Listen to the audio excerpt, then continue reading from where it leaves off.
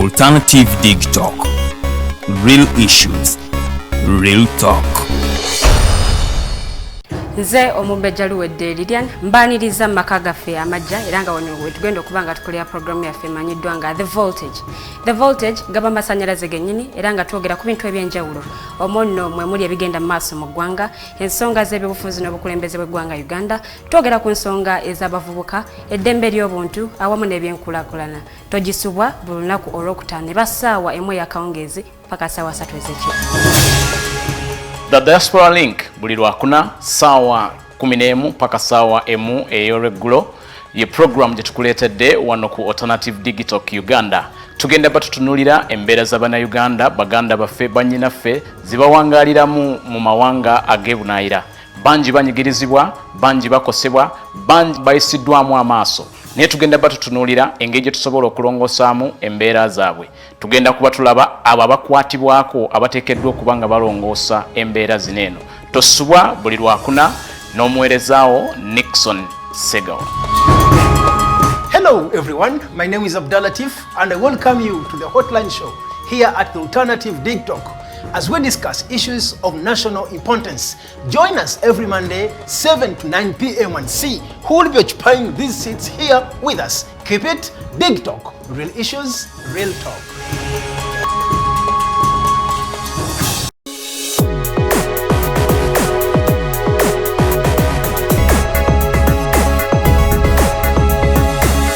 The Alternative Dig Talk.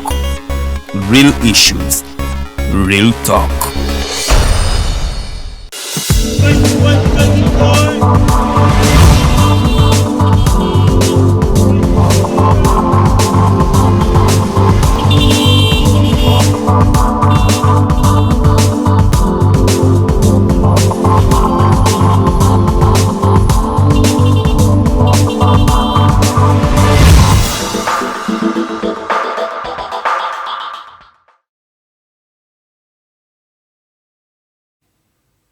It is the 6th day of December 2021. We are at the end of this particular year, 2021, a year that is yet to be remembered as a year of elections, a year of a lot of things, a year of transgressions, a year of achievements, and a year of fighting COVID-19 in the continent of Africa. Ladies and gentlemen, welcome aboard. This is the Mighty Drive Show. My name is Karuhanga Edgar Matthew, and I'm here to serve you on yet another blissful and peaceful morning right here in Makindye Division, where we are streaming live from.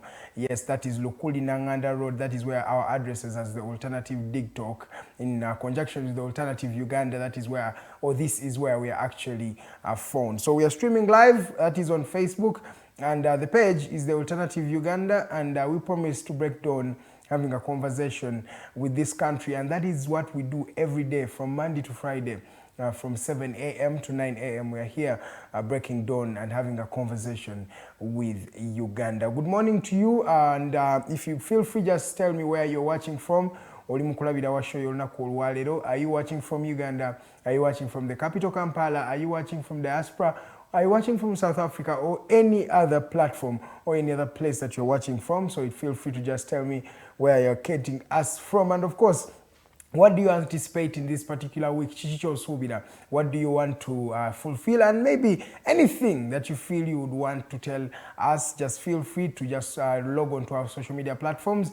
That is at Facebook. Just go through the comment section and make sure you drop that comment for us. We shall be reading that in our subsequent, hours that are yet to come. So we are just starting at just 3 minutes past 7 a.m. Just to remind you, the Alternative Dig Talk is an online media platform that actually tells information in real time, and that is politics. We have different bits, and of course, we predominantly look at the political spectrum of this country. So, as an online media platforms, we are trying to redefine the way people consume news.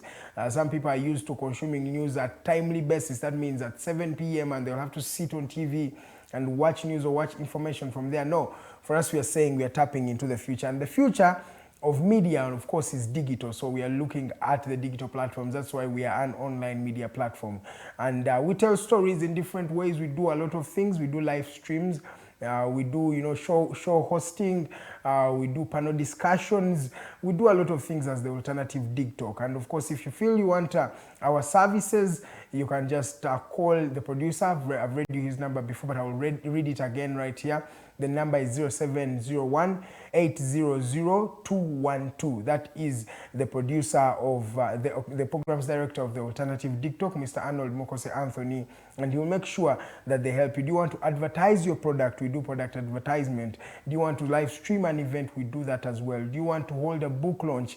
We do that as well. You want anything that is digital, we can actually do it for you. So don't hesitate in contacting us. And if you want to come out of our main offices, you just come at Lukuli, just near Congo, just near Lukuli water pump, next to the Electoral Commission signpost. That's where you will actually be seeing the Alternative Dig Talk. We are here to serve you, and we are here to stay. And those are before we continue, allow me just go through the news that we've had throughout the weekend and throughout the week last week. A lot of information was in Uganda today and the rest of the world. As I told you, Ahmed Abiy and the Ethiopian forces are still ravaging on against the Tigrayan forces. It is an inside civil war, what I can call the Ethiopian civil war. People are fighting. People from eastern Ethiopia, that is the Tigris, are fighting the mainstream government, that is Ahmed Abiy, the Addis Ababa government. So there is still fighting going on, and I told you that Ahmed Abiy, the president of Ethiopia, is on the war and is on the battlefront fighting with his people, shoulder to shoulder, and which is something that is a bit challenging and a bit frightening, but of course he can actually continue with that, so he is doing that. But allow me just come back home, because it is home where we have a lot of information that has been going on. 1 year down the road since Sheikh Muzata passed on. Sheikh Muzata was a very, very prominent Muslim cleric who told a lot of things, who spoke his mind out, and many Ugandans, even up to now, still say he was a man of his word. Many people looked at him as maybe to be a gentleman who was complicated.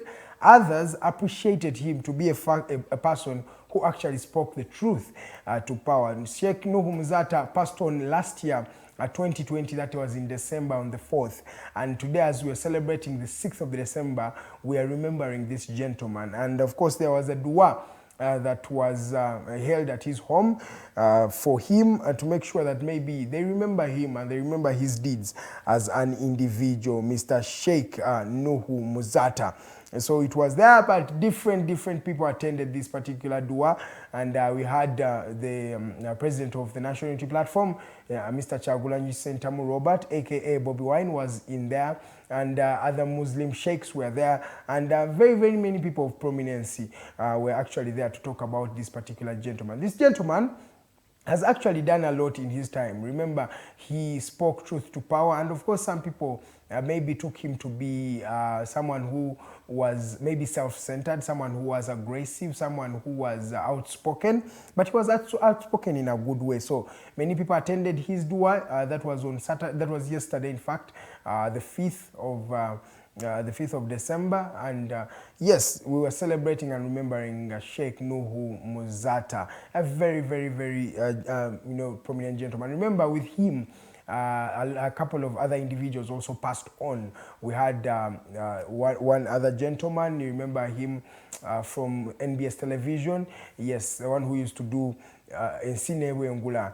That is Mr. Karisa. Karisa also passed on, remember, in that early December. After him passing on, we also had Mr. Muzata passing on. It was just like 4 days after. We had just a tragic December last year, that was in 2020.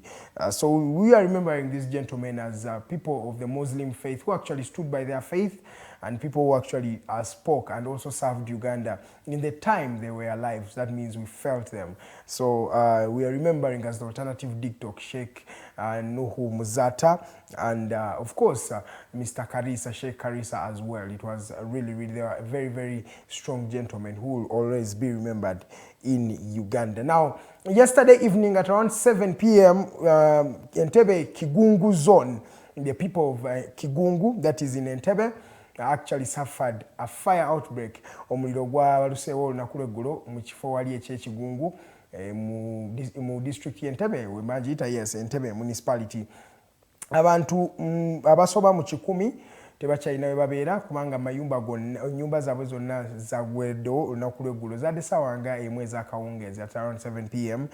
So wetwalabidde nga omuliro gukwata wali mu paati y'Entebbe. Teri akakasa guno omuliro gwavudde ku ki, teri yakakasiza naye kyetumanyi nti no ogwo omuliro gwabaluseewo olunaku lwabadde lwaggulo wali mu Kigungu zone mu Entebbe municipality. So kyannaku nnyo naye nga abantu abasoba mu 100 people si be baafudde naye ekyabaddewo nti property zayononese obiyo bintu byabwe byayonone. So it's not something that maybe we are fearing that anybody lost their life. No, police tenaba kutukakasa kiki kyaviiriddeko guno omuliro kubanga gubalukawo ate over time tulabenga emiliro mingi egibadde gibalukangawo naye paka sawa zino tewali kintu kyebalaga oba tewali reason ebeerawo justifiably ebeerawo ne batugamba mbuno omuliro gwabaluseewo because of this and this reason. So ekyo kyekigenda mu maaso wali mu Kigungu mu Entebbe municipality wano kumpi ne Kampala. Entebbe is located just at the shores of Lake Victoria. Now last week mwawulira omukyala the Deputy Speaker of Parliament Annette Among yavuddeyo n'atandika okuba ng'ayogera kuba MPs bano ababadde bagufudde omugano okufunisa abawala embuto ate ne babalekawo. Abawala bangi abadde bajja ku Parliament nga bagala okulaba Deputy Speaker nga bamunnyonnyola nti aba MP abakulembera bannayuganda bakyayinamu embeera ey'okuba nga basobola okufunisa abawala embuto ate ne babaddukako just like that. It is something unfortunate. It is something unhonorable for unhonorable to do. So olabye ddala mbuno oluusi ebintu webiti biswaza community gye tuba tuvaamu. Abakulembeze baffe wabassa omu si babiri si basatu si banna si bataano abakulembeze abasoba mu nnamba ezawaggulu ne baba nga basobola okuba nga bafunisa abakyala bano embuto ate abakyala abato ate ne bamala ne babaddukako just like that. It's something that is unfortunate. So Deputy Speaker yagambye ba MPs be bannange beekoleko beetunulemu balabe engeri gye basobola okuba nga bakyusa embeera bwe ziti. Omuntu nga Honorable Mulamba, yes, buli omu abeerako n'obudde bwe obw'eddembe, but you have to be responsible for the things you do in your free time. So MP oluusi tuba tulina okuba nga twetunulamuko twekubemu ku torch tulabe engeri gye tusobola okuba nga maybe tetweswaza ng'abantu ate tetuswaza the sanctity oba ekitiibwa kya Parliament y'eggwanga lino okuba nga MP of oba lwakuba MP baguno omulundi bonna abasinga bavubuka ebintu kyovula biri bugenda webiti. Simanya, I don't want to be the judge, but what I know is that the MPs are impregnating various women in the community and absconding from them and running away from them.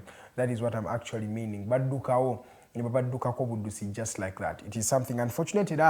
Ne Deputy Speaker Annette Among yabagambyeko n'abagamba bannange twetunulemu nga ffe ba MPs tuleme okuba nga tukola ebintu bino ebitali bya kitiibwa. Ndowooza mujjuka ennaku z'omwezi zaali 1st December guno omwezi gwennyini twalabye nga ensi yonna ejjukira World AIDS Day oba olunaku lw'obulwadde bwa mukenenya mu nsi yonna. World AIDS Day it was celebrated wano mu ggwanga era twali wali ku kololo ya strip ne president w'eggwanga lino omukulu Yoweri Kaguta Tibuhaburwa Museveni yaliyo n'asooka ayogera ku nsonga ez'enjawulo n'ayogera ngeri gye balwanisiza campaign eno oba engeri gye balwanisiza okuba nga balwanisa ekirwadde kino from the 1990s up to now badde bakyalwanisa ekirwadde badde bakirinnye ku nfeete naye Museveni n'agamba nti obulagajjavu w'abavubuka bwe buleetedde kino ekirwadde okuba nga kikomawo era n'asooka abannyonnyola nti nno omuvubuka gwali eyo eddakiika 15 zireme kumalira obulamu bwo obw'emyaka nga 7 nga obonaabonye because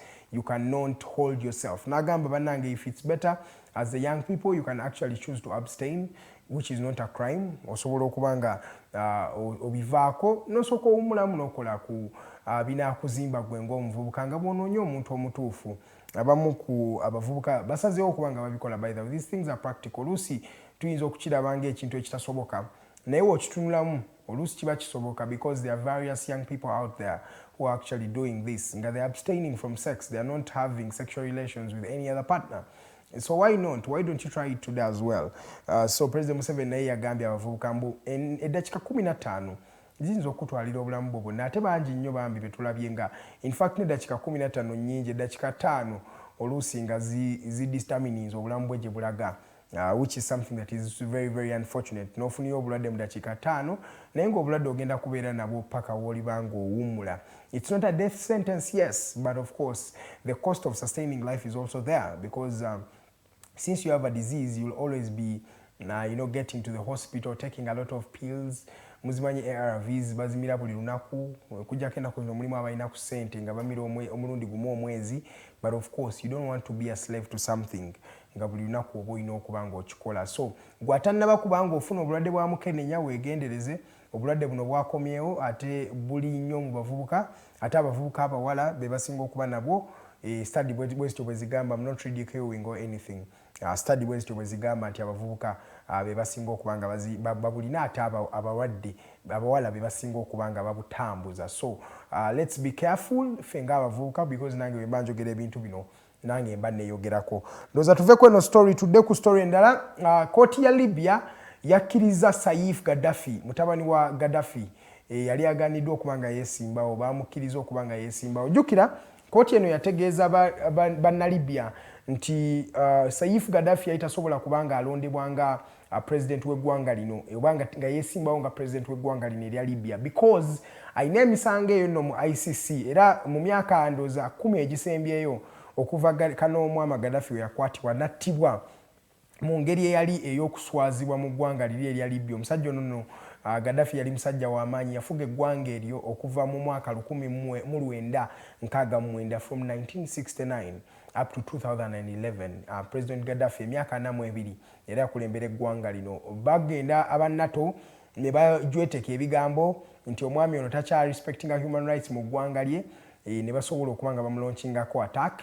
Eyali yaddeka busa eyaleka Libya paka sawa zino emyaka 10 giweddewo naye ng'ekyali mu shambles. So omwami mutabani we akomawo mu 2021 ng'agamba ayagala kwesimba. Abadde abeeranga nnyo mu covers omujjukira ICC emunoonya ne kooti ez'enjawulo zimunoonya ku lw'emisango agya against humanity, ebintu byakola ng'agezaako okukuumira taata we mu buyinza, omwali okutta abantu, okutta abacivilian we baali bagamba kubanga gino emisango teginaba kubanga gimukka muvi. So they are alleged that this particular gentleman Saif Gaddafi yabikola. So okuva olwo omwami ono abadde ali mu kifo ekibayita ekya Zintan eri mu Libya, okujja nga bagamba mbu kati Libya yayawukanamu. Libya yafuuka a state that is broken down nga olaba Ethiopia kyeyagala okugendamu nti buli region erina agikulembera. Waliwo abakulembera Benghazi abo bwe mwami after be bali eyo. Then wolaba eno mu Zintan ba Saif Gaddafi be baliyo n'abasajja be Zintan bannamagye. Ate nno buli kifo kyenkugamba mulimu bannamagye balina ejje lyabwe ate ejje eryo likwata mundu. So olutalo olugenda mu maaso mu ggwanga erya Ethiopia erya Libya naye ng'olabira ddala baagala okuba nga bagezaako okuba nga bakomyawo embeera eyo ey'okuba nga beerwanirira nga babe nga bakomyawo a bit of democracy. Naye ng'olaba embeera eno yonna eteereddwamu amaanyi bali abavujjirizi, abantu aba United Nations n'ebitongole w'ebityo ebisinza okuba nga biteekamu embavu okuba nga okulonda kugenda mu maaso. Naye ng'abantu bo tebannaba kwagala, ebifuba bikyababugumye, bakyewulira mbu nno basobola okuba nga balwana. So Saif Gaddafi kooti ya Libya yazzeemu okumukkiriza asobole okuba nga yeesimbawo. Yakkiriza omwami ono akomewo yeesimbewo bulungi wadde emisango nyingi gibadde gimujweteseeko gye bamujwetekako. Naye ng'olaba Saif Gaddafi nze nga wena bagamba wano nti bantu bangi abamutunira mu ggwanga erya Libya ne beegomba abeere pulezidenti waabwe because mu time bano abafubuka we baafugira ono Saif ne taata we. Libya teyalina mbeera gyerimu kati. Libya yali bulungi. Libya buli abantu abaafumbirwanga every couple bafunanga $5,000 egya dola okuba nga batandika obulamu, nga bafuna ennyumba we banaabeera, nga bafuna education yali ya bwerere. Libya was a country that you wanted to live in. Right now, Libya is a country that everybody is trying to flee from. As I told you, it's a divided state, kyebayita failed state, nti buli twale lulina alikulembera essaawa zino. So oluusi batunulamu ne bagamba naye Gaddafi ono yatukolera bingi okusinga bino ebirala bano abasajja bye batuleetedde okuva we yagenda mu 2011 zibadde mundu kutokota na bintu kwekanama. So embeera ebadde si nnungi. Abantu b'Kochi Towers wano mu ggwanga abali abakolera ku Kochi Towers wali bomu yakuba ndoza mujjukira ennaku z'omwezi mu mwezi ogwedde. I think zali ennaku z'omwezi nga 13 14 sijjukira bulungi naye bomu ezaabalukira. Okuva olwo abantu abakola mu kizimbe kino bagamba tebakyalaba business, abantu tebakyasobola kuyitawo ate because embeera ekyali ya oba tugambe kawereege because security operatives ababa abakuumaddembe bakwata mundu bakyali mu kifo kino. So bangi abatidde abagamba tebakyasobola kukola basaba gavumenti ekendezeeko ku security operatives. Nga mulaba ekizimbe ekyo bweto bomu yakuba omwezi oguwedde ne tulaba abantu abasukka mu bana abafiira mu njege eno ate bangi ne bavaawo nga bafunye ebisago. So abantu abakola ku Kochi Towers bagamba sente zigendera bwerere, tubayambe tusobole okubanga gavumenti esobole okubanga ekendezaako security eri mu kifo ekyo ekya Kochi Towers. So bwe tusabye tugezeeko okubanga tubayamba mu abalaba ye Kochi Towers eri wali mu Kampala wakati bomu yakuba omwezi oguwedde. Ndoza tumalirize ne badokita abakyaganye okubanga nga balekerawo okwekalakasa. Abadokita bamaze wiki 2 kati bakyekalakasa abasawo bagamba mbuno embeera yaabwe si nnungi nnyo. So in that regard they are requesting that government eje addressing ensonga zaabwe mu kifo ky'okubeekanama. Abantu bakyaliyo mu malwaliro bafiirayo teri ali mu kubakolako era oba oyagala doctor koleko oba oyina omulaba privately era oba omulaba privately of course oba oyina okusasula privately. So kyannaku n'omukyala Rebecca Kadaga ye yavuddeyo n'agamba mbu 2026 tagenda kujja kwesimbawo nga president wa ggwanga lino. Bangi abadde bagamba akomewo ajje yeesimbewo, bangi abalowooza mbu kye yali ayagala naye nga kirabika ye tagenda kubanga yeesimbawo. Eddakiika ziri 21 ezakayita ku ssaawa emu ey'okumakya. Amanya agangenza Edgar Matthew Karuhanga, omukutu oli ku mukutu ogwa The Alternative Digitalk page bagiyita The Alternative Uganda. Webale kubanga otwegasseeko. Tugenda kubanga tuwumulamu we tukomawo tulina omukyala Nana mu Africa ajja kubanga twegattako Alina Zedriga nga mukimanyi buli Zerida Kakai yes ajja kubanga atwegattako naye wano nga etubabulya buli lunaku. Program bagiyita The Mighty Drive. Saba tuwumulemu katono we tukomawo tutandike emboozi. Tulina bingi bye tugenda okubanga twogerako. Tugenda kwogera ku China's launch, tugenda kwogera ku Uganda mu Congo ng'erwanisa ADF, tugenda kwogera ku COVID-19 n'engeri gye twetegese okubanga tugulawo amasomero gano. Amanya nze Edgar Matthew Karuhanga, katuwumulemu katono temuvaawo tukomawo.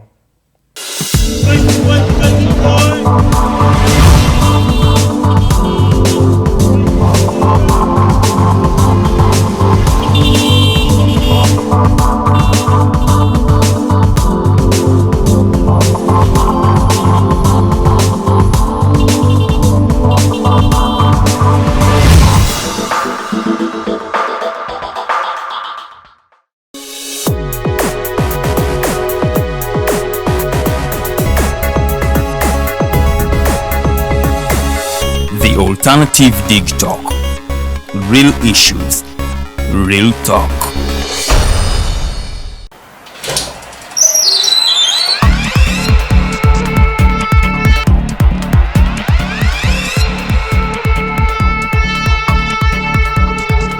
You have got to get up pretty early to go do something.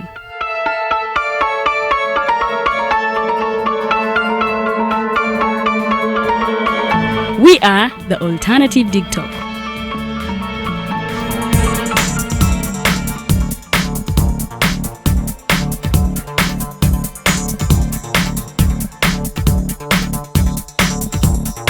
With our mobile studios, we are redefining TV presentation just as technology is setting the pace.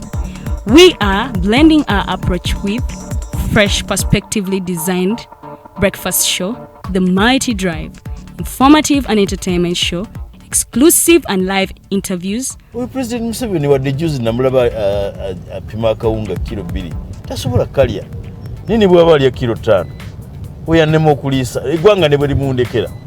Njagala kwebaza The Alternative Digitalk etuwadde kano ka Mighty Drive era n'abatuwuliriza bonna abali mikutu njagala basaba mugendo maaso n'okuwuliriza. All given to you just a click away on your phone, tablet, laptop, and smart TVs. As we are streaming live on our social media platforms, on the road and on the go. We are the Alternative Dig Talk. Hey Ugandans, I'm Lieutenant Colonel Dewa Kiki, the Deputy Defense Spokesperson and actually the Deputy Spokesperson for the Uganda People's Defense Forces. I was hosted on Alternative Dig Talk.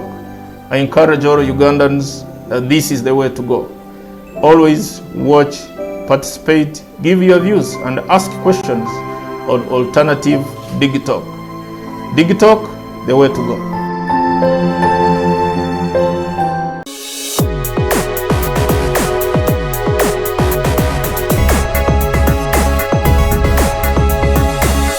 The Alternative Dig Talk. Real issues, real talk.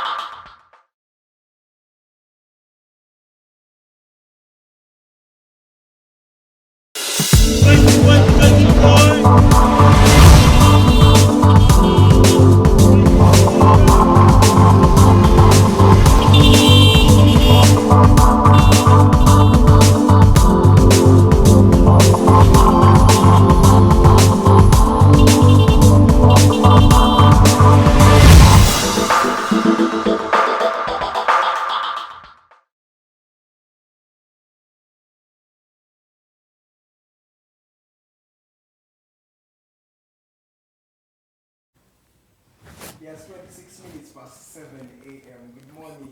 For those who have just joined us, you're watching the Mighty Drive Show. My name is Karanga Edgar Matthew. We are from the Mighty Global. Obama uli agatandika olunaku, then tutandise the discussion today. Olunaku olwalero ngawe nabagambe tulina omukyala Kakai Zerida. She is the the Alliance for National Transformation Youth Coordinator awo mu kibiina ekipya, ekibiina kya papo, ekibiina ky'obwongo, ekibiina kya ideology. Nze I appreciate that political party so much, and I think that's the reason why we always have this beautiful lady joining us every Monday. She's from the people who they call the cream de la cream, abantu abalina ku bwongo obunazimba eggwanga lino. Okumwegattako omulala omwami mumanyi, he's called Rogers Tulyahabwe. I call him Rogers Wakefield Tulyahabwe. He is a lawyer, he is a journalist as well, and he's someone who's an informed citizen who follows a bit of the political spectrum of this country, and maybe would want to see Uganda become a better country. Kansoke introducing Zerida ababuzeeko abawulye weekend yabadde etya, and thank you for looking smart. Yes, a blend of black, then red, then blue. You look smart. Very soon. Definitely. So good morning, the Alternative Uganda viewers. Thank you so much for always tuning in. I really appreciate, because as I told you, these days data, I always emphasize it. The taxes are really, really crazy. Otherwise, thank you so much for always tuning in. I hope you are well, and I hope we are going to be having an interactive discussion as usual. Monday is a great day because we always have great things, yeah? Yes, yes. Yeah. And as I've told you, the gentleman who's going to be maybe replacing Nana for today is Rogers Tulyahabwe. Rogers, how was your weekend, and good morning? Very good morning. I had a good weekend. I also took a COVID jab. So for those of you who have not taken those, it's very important. We are getting new variants, so it's not safe out there. Yes. So we're actually going to be talking about the Omicron variant. I would urge everyone who is out there to please go out and take out those jabs, because, man, future is not clear. Otherwise, good morning. Thank you for having me. Okay. It's not also easy to be in Nana's shoes, so... yes, it's not very easy. You don't want to be in Nana's shoes. Nana, omwami ono naye azitiddemu engatto zagamba nnene nnyo. Maybe oyogedde ku price of data. Ate njagala bannayuganda bamanye mbuno data yekasi yeka ali waggulu. No. Everything, fuel is too much. And when fuel becomes too much, the food prices also increase. Exactly. The prices of transport increase. These days, even the public toilets are increasing prices due to fuel.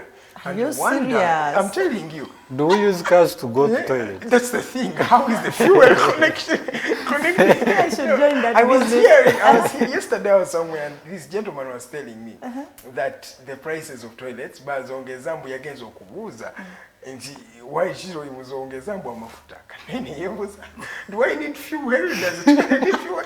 Yeah, but I just want to pick your mind, Zerida. Yes.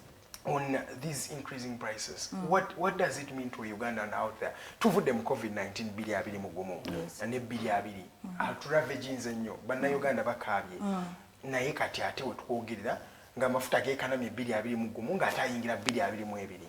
What does this mean to us as a society? Just to pick your mind. I know it was not on the things we were going to talk about, but you reminded me when you talked about the increasing prices. I always talk data. about data because I know data is a driver lately in terms of economic development and social development because globally it connects us. Even when you have not gone somewhere, we want to change into to connect.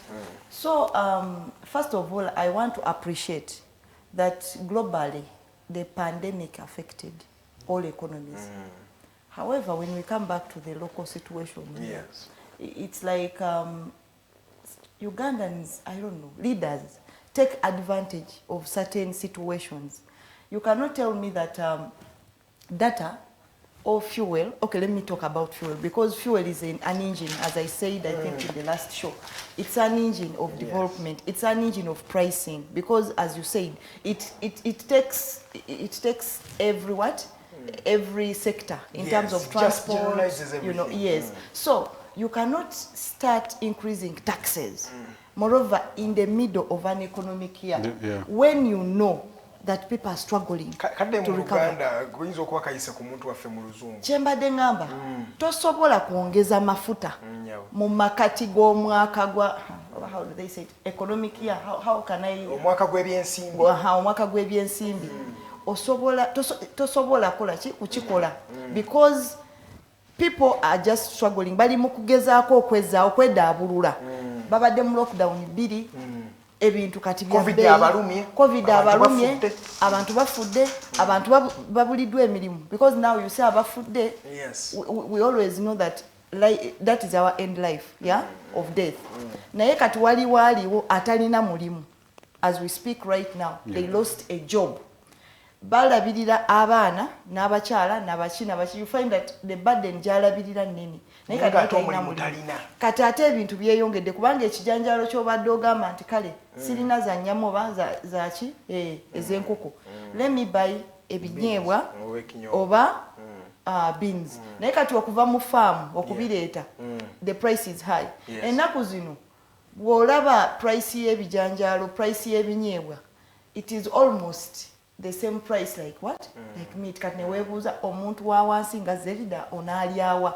So the issue here is when a government wants to create an enabling environment for its people, erina okutunuulira the essentials. It's like right now mu kyalo okwongeza sukali, okwongeza taxes ku essential drugs like Panadol. You know, there are those small things that keep the village moving. Kakati chechimu ne. It's not only the village, in fact the society. The society. Nada nayo era mu kyalo, kubanga mu kyalo. Jajja wange kyasooka okuteera ku list ye sukali. Ediga ku list asobola okusooka nangamba ndeta red label. Kitegeera So there's a big difference. Naye ng'ekisinga obukulu watamu. Yes, the drive. And if the basic needs goes high.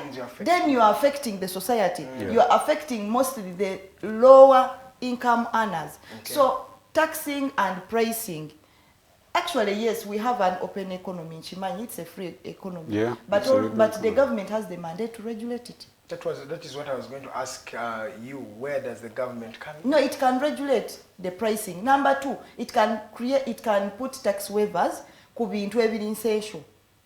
Nagamba nti ediga ye wanywa red label abali namu katuongereko taxi kweri tukendeeze ku mafuta so that no muntu wa wansi asobola okukola ki okubeera able either to purchase all to be able to be productive in the economy. Yes. Yes. Let me bring in Rogers right there. Rogers, as we're speaking right now, the fuel prices are increasing, and I know the border borders you're using also are increasing the prices. Yeah, of course. And if you're buying food and commodities, you also realize the prices are also increasing. Where do we come in as a government? Where do we come in as a people? What do we do as a society to fight this particular challenge? You know, it actually even came up at the wrong time. It's a festive season, people are traveling here and there, and prices are double. And we are in just a to crisis. inform you, to go to Mbarara was 25,000 of 30, recent, 30, 30, 20, yeah, approximately 30,000. Yeah. Right now it's 60. Yeah, they usually double. In fact, it's 60 right Yeah. now. And I thought that comes during the eve of Christmas, maybe 21st, 22nd. We are still in the 6th. No, we have right now it's 60,000. By that time it's going to be what, 90? Yeah, 200. You're going to buy a cow.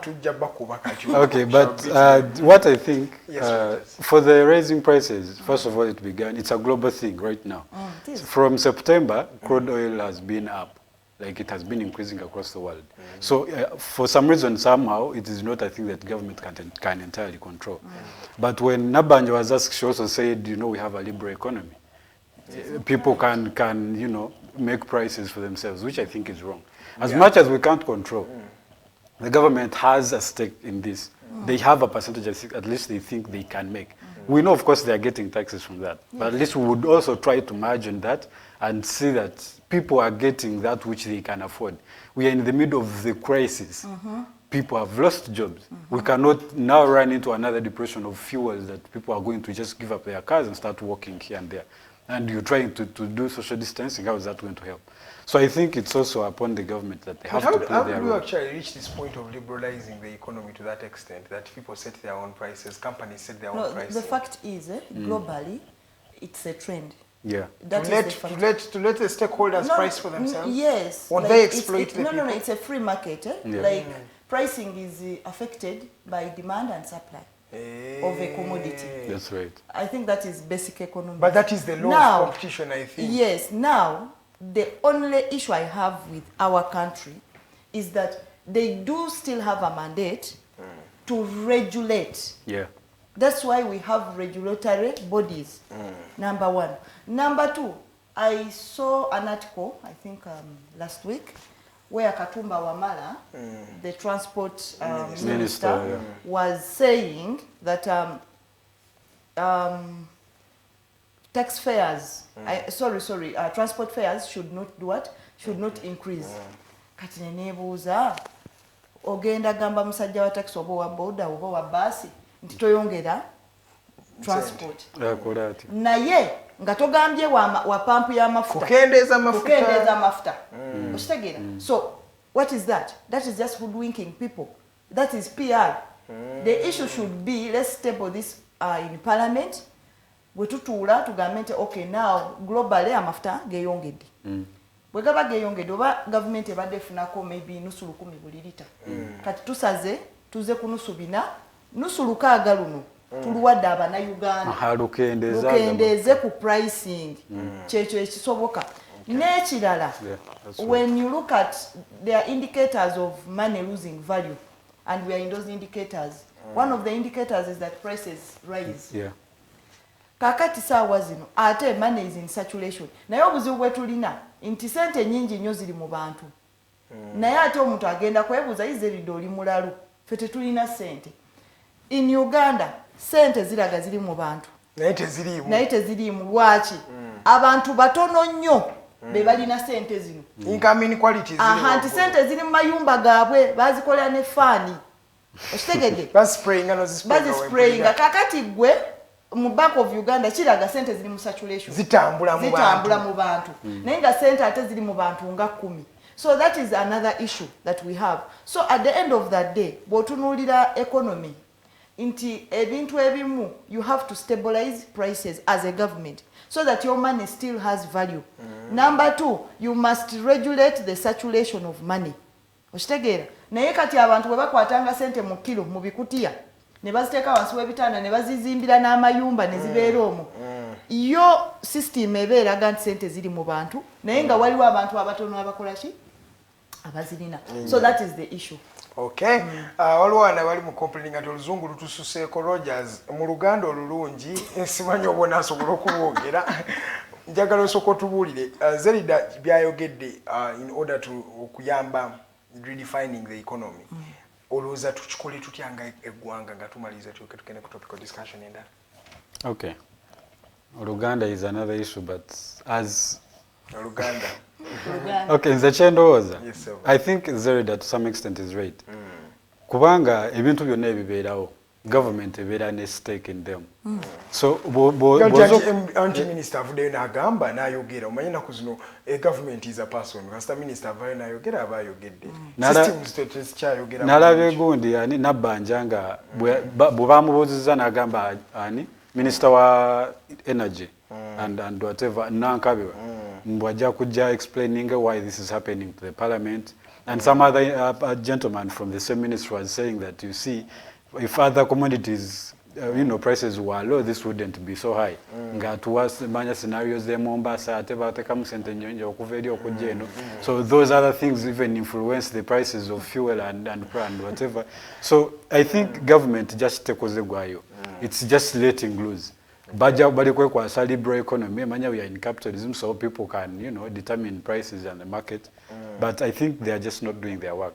So those a government inakola gwayo kumanya nti ebintu byonna ebibeerawo nga beba bibeezaawo kubanga they let them happen. If you don't let them happen, they don't go ahead. So no Katumba okuva eri n'agamba nti owa boda n'owa taxi tamwongeza sente kati amafuta bagenda kukola batagenda teekamu amazzi kubanga siraba ngeri gyenywa lita 15,000 nintwala omuntu ku 1,000 awantu awo 13,000 okola ote ne bwobeera even if it's him himself bagabeera ku mafuta ga government bavuga. So really, they don't feel these things. Yeah, they don't really. One way agamba wano recent Zerida President Museveni ayeka yakomo genda ku petrol station ogula mafuta before 1980. That was in 1979. For the past 40 years, he has not been no way. At a fuel pump. Oh yo, wenkwa history ye. Wallahi tagulangako mmotoka tagulangako mafuta talina kye yali aguze. Buli kyalina kya Uganda. Kati kankubulire. Amafuta oba biki ekizibu kye tusinze okufuna by the mu ministries zino. I wish we could to adopting a system ye Kenya. I wish. Obuzibu bwetufunye, we have a prime minister who is an amateur. Njagala kukyogera bulati. But everybody says she's working hard. No, there is a she's difference. Everywhere. There is a difference between operational. That's why we have different levels of management. And lero sinze wano kusomesa naye nganda wanga gwali mukusomesa atenga woyabya. We have different levels of what? Of management. We have the strategic, we have the tactical, we have the operation. Kati ali mu operation. Yet she's supposed to be in strategic. Strategic be bategerera be balowoleza. Strategic yagamba kati bwe tukola kino tujja kufuna kwegamba yeye abalowoleza. Then inofuna bapikerere nga bazerida. Be bajjaawo mu tactical ne banyumiza abantu bagata tujja twashiti ne baloka bamatiza. Kakati abo abatambula naye abo ne bakola research. Naye obuzibu bwetulina operation ye abeera atya. Yabeera mu field. Implementation, yes. But is it bad for the Prime Minister to implement? No, you cannot do some other person's job. And that's why she's clashing with the cabinet.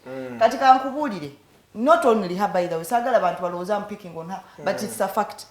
Kakati nolaba, all these ministers, MPs, including opposition MPs, and I'm speaking out of experience and evidence. These people have research teams. Kanjogere ku byentegeera. Like the leader of opposition has researchers, has analysts, has like the whole office number. Anti-office number to do that. But guess what? These people are not put to task. Even when they are put to task, these people don't read. We have seen these guys with iPads playing solitaire in parliament. Yes. A case in point is General Eli Tumwini. Omanyi nga bali mu they are in the what? They are in the session and someone is playing cards. Kakati ekizibu kye tusinze okufuna. You are an amateur, you don't research, you don't consult. kwegamba tewekolako mulimu. You don't add value to yourself. The moment they give you the position, then you start saying, I'm going to account to the president, because you're making mistakes and you don't want people to criticize you. And then you hide in the court of the president. Abantu bano, take responsibility. If you're given an office, work hard to understand what your office does. Yes. Because you cannot start coming to the floor of parliament. You know, when I was senior 6, kubanga it's the minimum qualification. I have to excuse the the prime minister. It's the minimum qualification. She might have been a senior 6 graduate. Now, even a senior 6 graduate, if you did not do sciences and you did economics, liberalization of an economy is, yes, one of the approaches, but the government has a right to regulate. Kakati gwe wemira ku floor of parliament ogamba this is a liberal economy because you've heard the word liberal economy and you don't know what it means. And we like throwing big words here and there. No, she should not. Let her be humble. No, I'm saying we as a society, okay, not her alone. Yeah, but all of us. If you don't understand the word, you use the normal English. Don't use a word that is going to embarrass you. You guys, I don't know why you're stressing yourselves, because the president told you this time round he brought fishermen. Yes, let them be fishermen, humble people who are going to serve Ugandans. Very and they're doing good, that. but let me Are they tell serving you, Ugandans? They might be, but let me tell you, you cannot be at the operational level as a prime minister. Okay. You're supposed to deploy. You are supposed to have ears everywhere because she has the resources. She has the personnel. Okay. So siraba lwaki ajja mu parliament ne yeswaza. I believe she can read. Bamwandikire a paper ajja jogereko oba naye kati gwe Minister of Transport oze simanyi borders, taxis, simanyi bichi temwongeza fares. You are not looking at the engines. You're not looking at the real challenge. Yes. You're just looking at the symptoms. You're not looking at the wheels that run this thing. What is causing the prices to go high? That is what they call strategic thinking. Naye gwogenda kujja mu tactical, mu operational, and you are supposed to be at the strategic position. Kakati ani agenda otuyamba mu strategy, because strategy matters. It is very important. Operational is very easy and tactical because these two are driven by the strategy plan. Wow. That is Miss Kaka Izerida from the Alliance for National Transformation. Ensonga yogera nno nyingi ensonga ezikwata ku ggwanga lino. Eddakiika zino zikunukkiriza okuwera eddakiika 47 ezakayita ku ssaawa emu ey'okumakya. Tukyali n'omwami Rogers ne Kaka Izerida. Zerida nayogedde ensonga z'amaanyi. Alliance for National Transformation kyobula nsiba njiwana obwongo. That's a very because no, we had just talked about it's something that we didn't even plan to talk about, but you talked about it real nice. Let me start with Rogers on the issue of the UPDF. Now, the UPDF, as we're speaking right now, is in Congo. That is the eastern part of Congo. Parts like Kivu, parts like Ivuri. That is where the war is ravaging on. Many people have been accused of having drone strikes. Nebagamba mbu UPDF like yakwe drone strikes in the civilian arms or companies, or let me say places. Naye teri yakakasiza nsonga zino because n'omwami akulembera olutabaalo luno gwe bayita Major General Kayanja Muhanga ye yabivuddeyo n'agamba mbu nno baakubye strategically tebalina muntu gwe baalumiza ate nabo bennyini tebanatuuka mu areas bwezityo naye nga bali sure ezo ze zaabadde zi ADF camps. Wetwogereranga nno abantu abakunukkiriza mu 100 be bakafiira mu wiiki emu nga bafiira mu attacks zino ezigenda mu maaso mu Congo. The question is Uganda doing the right thing? Tetuddemu bye twalaba in 1998 to 2003.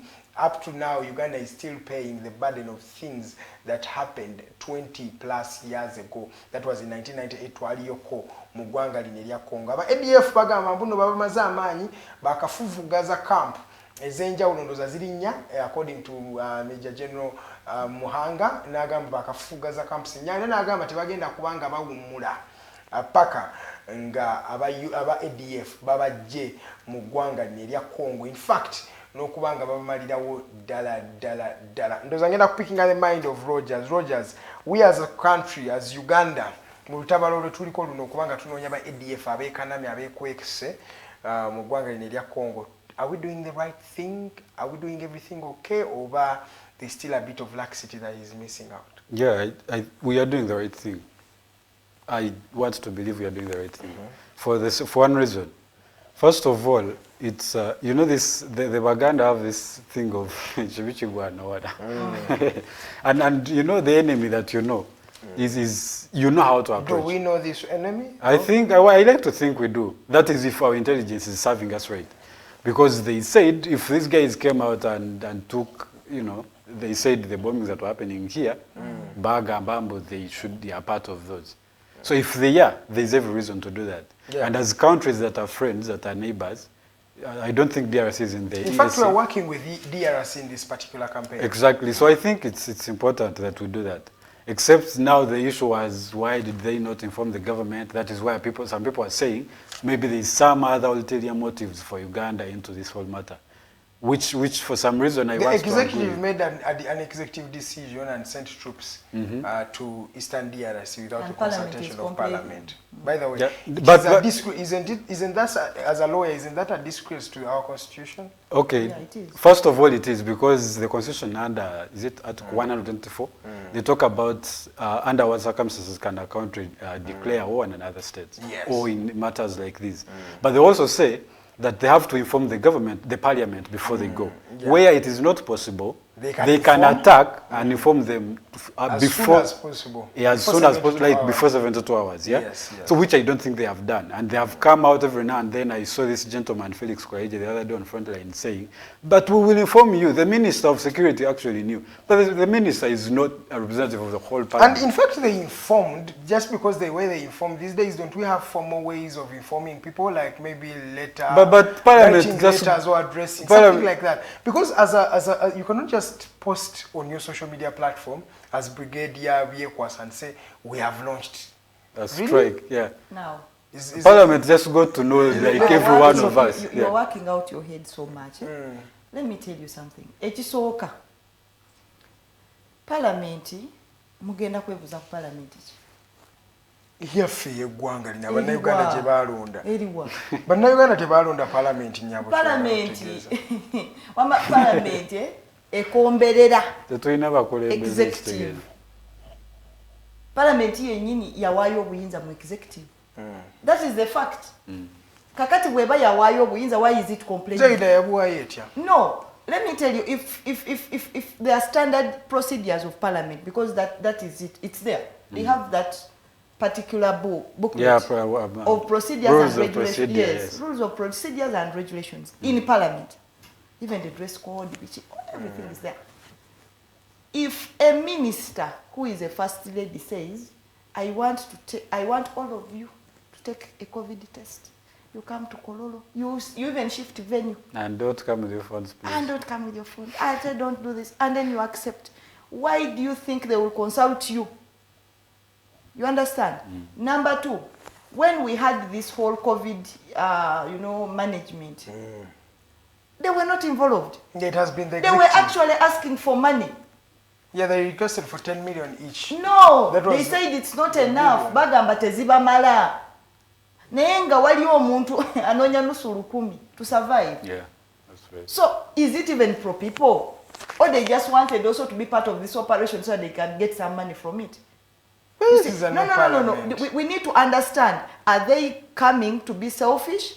Oba bazze okuyamba abantu kubanga kati nabo motives zaffe tutuzitegeera nze sikyagitegeera. But you guys, those are representatives of Parliament yafuuka y'abasuubuzi abasinga, not all of them. I don't want to offend everybody because I have friends there whom I know love this country. Okitegeera naye nga ebintu bye bakola binyiiza Abannayuganda. Ne muva mu Parliament ne mugenda ekyankwanzi gye musalirayo gye making decisions, then muzileta mu Parliament. It means you have handed over your power. That is number one. Number two, oli kuteeka such a big issue ku bantu bakabadiikuula. Some people simanyize nazikanga nnyo kakati bantadde mu Parliament, but you have no idea what happens in this country. Tulina abantu nga bo kubanga bampa sente ne muwakalu. They are there. No ideas at all. Empty things. Yeah, we didn't when bafuna million abiri when take a mukumi funa abiri. Businessmen, we have them. Then we have those who are serious. But the majority are half baked. Ebintu babigwambugirwa sente. Batangala butangazi. So the parliament you are talking about. Right now, but you hear some of them opening their mouths. Gabagamba, UPDF against the Kuba. You understand? Let me tell you, I usually don't support what happens with this government. You know that. But kunsonga ya ADF, where I'm starting to think it's genuine. They have a joint operation. FADAC is part. FADAC is the even in 1998, FADAC was part. Yes, but now it's part. So in case of anything, whether they are lying to us or not, FADAC is betraying their country. Yeah. You understand? It's not our problem. And just to inform you, Zerida. Yes. The president had the president of DRC, yes. Mr. Felix Tshisekedi. Yes. He had the decency of informing Parliament before this operation was. That is their and culture. Yet it was his country. That is their culture. That is their political culture. Neda inze kugambye you cannot eat your cake and have it. It is a principle. Yes. You either eat it or keep it. Yeah. Simple. There's no in between. Yes, there's no in between. It kati keki yange najiride na yewe eringa ateli mu lubuto. It is not possible. The issue is Parliament webe yagala efune ekitiibwa kyayo nga Parliament. First of all, esalewo nti tulina obuyinza. Because it's the first, actually, mu arms of the government, the three, yesinga obuyinza. Yes. Naye tekimanyi. Nange bwendabanga. Temanyi buyinza bwayo because obuyinza bwayo it's drawn from the people. And this constitution, in the introduction, it talks about the people. The people. The power belonging to the people. So the first thing these people should realize is their potential and power. Because if they had power, then they would stop UPDF. But they don't have power. So institutions in Uganda don't work. That's why the spokesperson of UPDF was saying we informed the Minister of Security. Why? Because because it was also impractical for them to inform the country. They informed the country. By the way, after entering, because now at least that will be safety. They informed the country. In press conferences, they have the media teams that are moving with them. They have them. So that is informing the country. The decision was not made in Parliament. Those are two different things. Okay. Now what we're going to talk about is, after this break, is that what the parliamentarians are disputing is not the president commanding the armed forces into maybe fighting the ADF, which is something everybody would actually say, yes, these people have ravaged us a long time. Why don't you go and flush them out? The challenge is that they're saying deploying Uganda, Ugandan UPDF abantu nga togambye parliament we itachi. Those chichuze tugenda okubanga tubuuza after this short commercial break, and when we come back you will also get a chance to call in live. The number is 0789017145. Ojja kuba otukubira ku simu otubulire endowooza yo ate kiki olowooza kubigenda maaso. Later on we shall talk about the reopening of schools and the Omicron virus. Maybe we shall also delve into some other discussions if we still have time. This is the end of the first hour. When we come back, the mighty drive continues.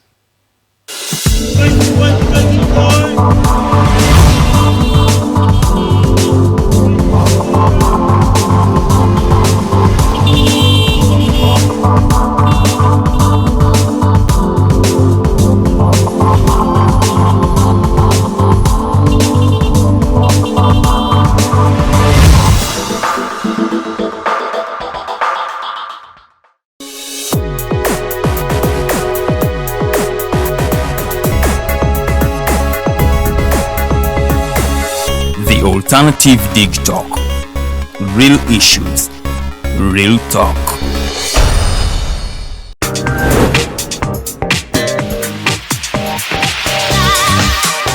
Jembadde itaita nsanze abasajja nga bagamba lwaki bala batukula Farida lwaki mukula abasajja omusajja baba tebamukudde asanyuka busanyusi n'akuwa ssente kati bw'alaba nga tafunye kyayagala n'alowooza mbu wamukudde aba yazikuwadde oba tewamukudde. Okay, Lydian, lwaki mwagala abasajja abakulu? Nabo batwagala naye fetubagala lwakuba nti batutegekera future. Okay, tutegekera future. What you say? For more insightful topics, yes, keep it the alternative dig talk. Real issues, real talk. Remember, Snap Talk airs every Saturday, right from 6 to 7, with your girl Teddy Tenjo. But I never come alone. I come with the two beautiful girls.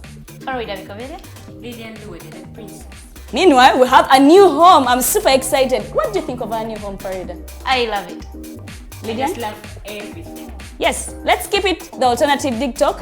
Real issues, real talk.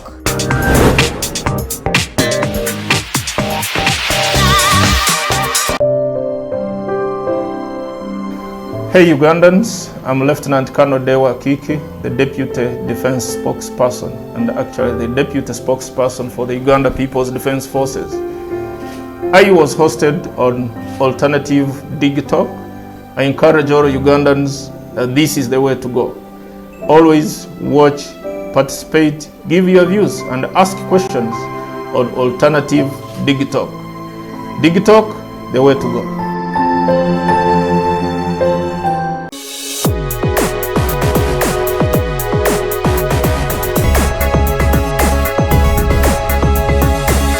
The Alternative Dig Talk. Real issues, real talk.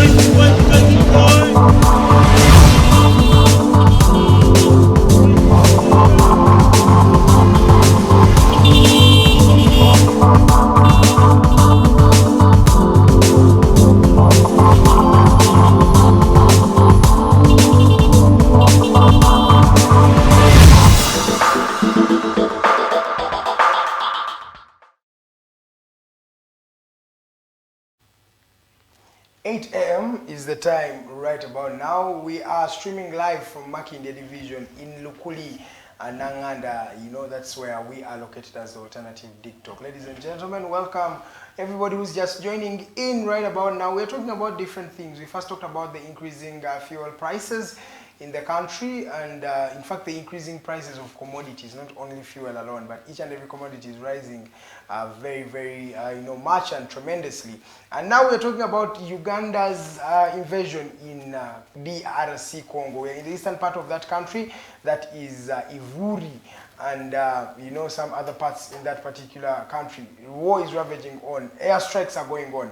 The war has been led and spearheaded by Major General Kayanja Muhanga. I've actually got to meet that gentleman, and he's one gentleman you actually want to talk to, and he's a bit intelligent and a bit calm. I don't know, those generals who were meeting in person, they're actually very down-to-earth gentlemen. They are trained. I think they are trained. Yeah, they are trained in a lethal way. You know, those people who are always quiet are always the most dangerous ones. So we're talking about that, and in my company today is Ms. Kaka Izerida, who is the youth coordinator in the Alliance for National Transformation. And then I also have a young lawyer. You always forget the activist, you know? You are an activist as well. Yes, you told me that these days even feminism is taking more of your part. She is a feminist, she's an activist, she is the Alliance for National Transformation youth coordinator, Ms. Kaka Izerida. She's a mother as well. She's a mother as well. You can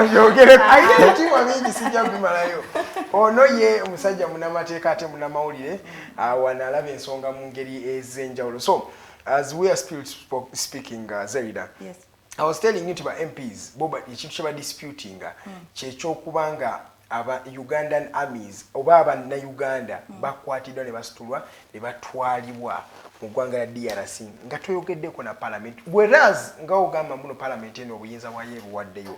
May be true, but at least for cheap courtesy and cheap decency, you still have to respect the Ugandan parliament, because these people were voted by the people of Uganda.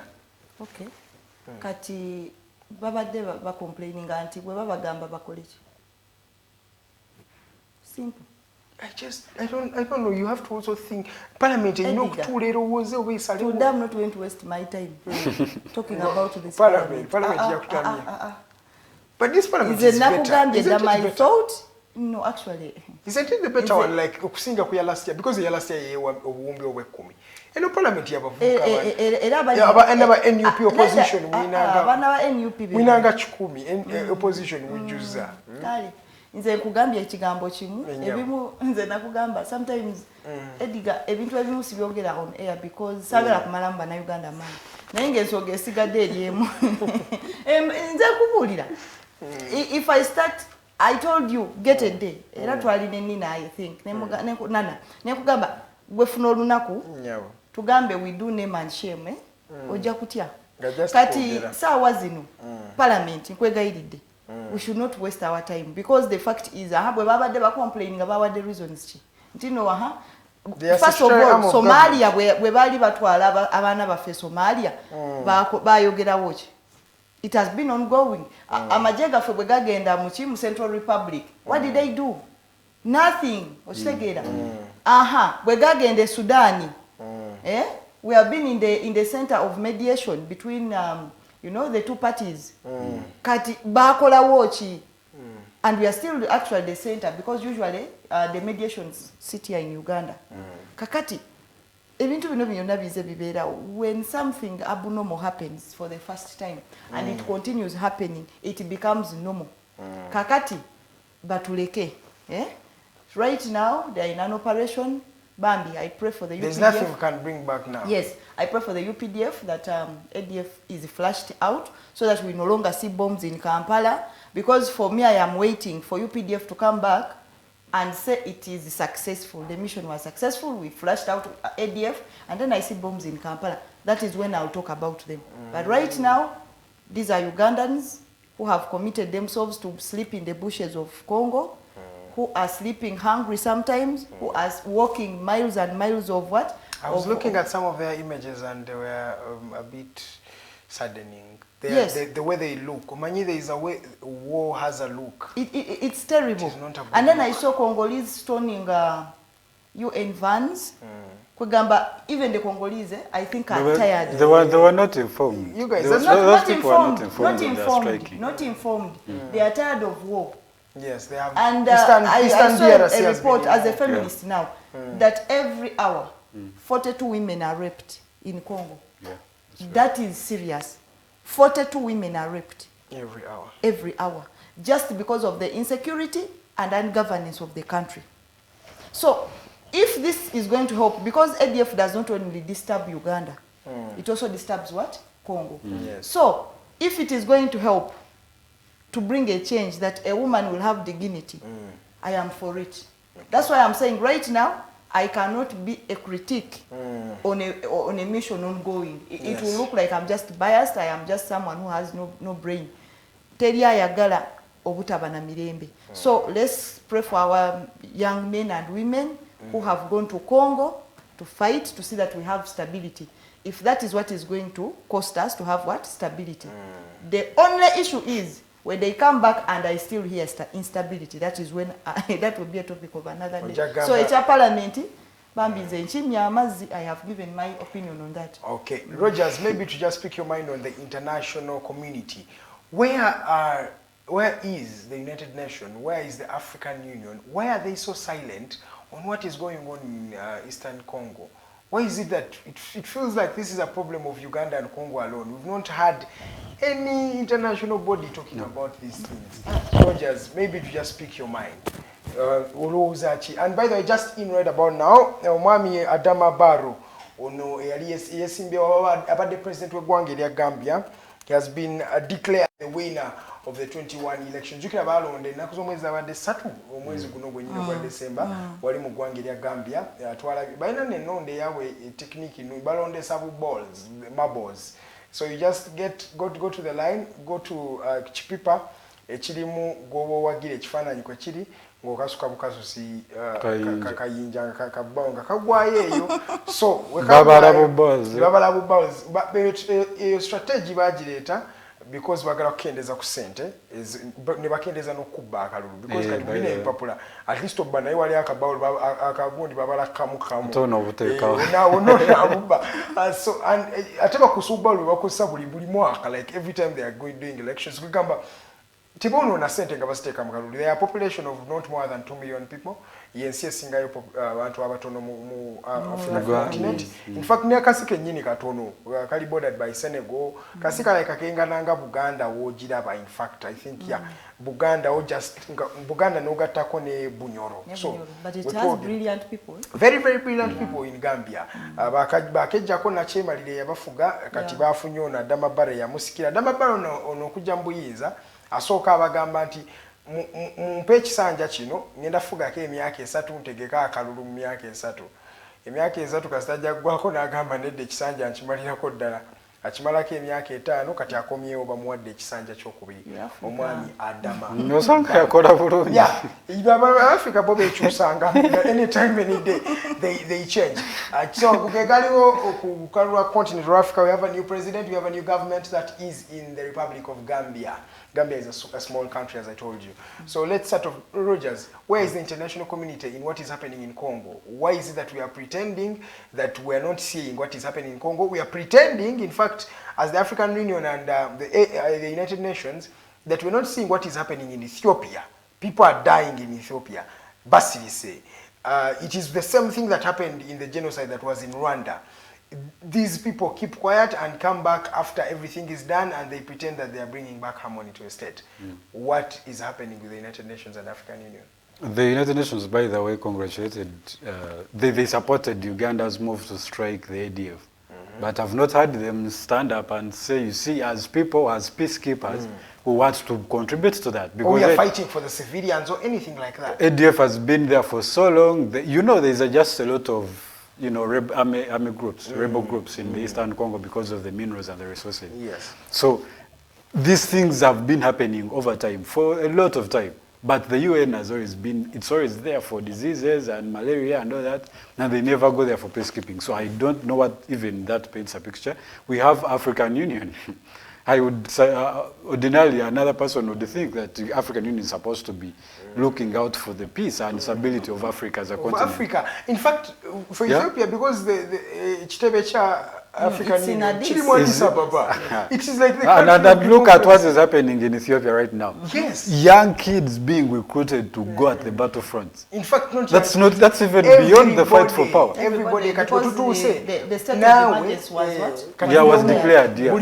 So that's what it means. And this is in a country that is hosting the African Union in Qatar. You can imagine. Isn't that ironical? It's a shame. It's even a shame. Yeah. So I think I don't know, African institutions, some of them are just not serious.